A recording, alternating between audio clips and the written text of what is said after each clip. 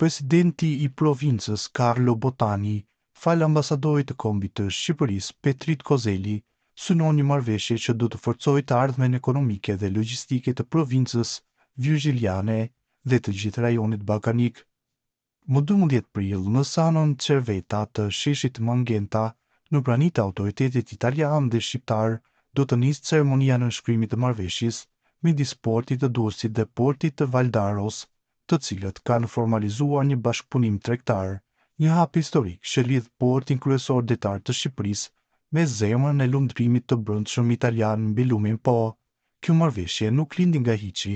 Institucionet e dy vendeve kishin hedhur tashmë themelet e projektit përmes një takimi me videokonferencë. Botani Gabriele Negrini, drejtuar portual i Valdaros, Gentian Kalmi, zëvendës kryetari i Bashkisë së Durrësit, Donjet Zeneli, drejtori financiar i portit të Durrësit dhe Kozeli, kanë punuar për ta bërë këtë rezultat të mundur.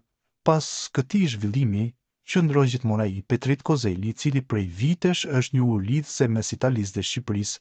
I quajtur italiani i Shqipërisë dhe shqiptari i Italisë, Kozeli nuk është vetëm një artizan, por edhe një diplomat në shpirt, ambasador italian de jure në botë, komandant i urdhrit të meritës së Republikës Italiane dhe i Selisë së Shenjtë, Vatikanit. Ai ka kthyer dialogun mes dy vendeve në një mision personal.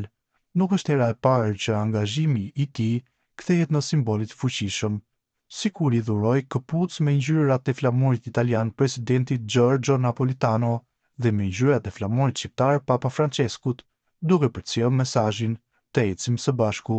Sot, Kozeli e zhvilloi më tej ato mesazh në "Të lundrojmë së bashku". Marrëveshja midis Mantovës dhe Durrësit hap perspektiva të reja për zhvillimin ekonomik të dy qyteteve dhe vendeve përkatëse. Porti Valdaros, një nyje strategjike për transportin lumor dhe toksor, afirmohet si një qendër e privilegjuar për shkëmbim tregtar me Ballkanin.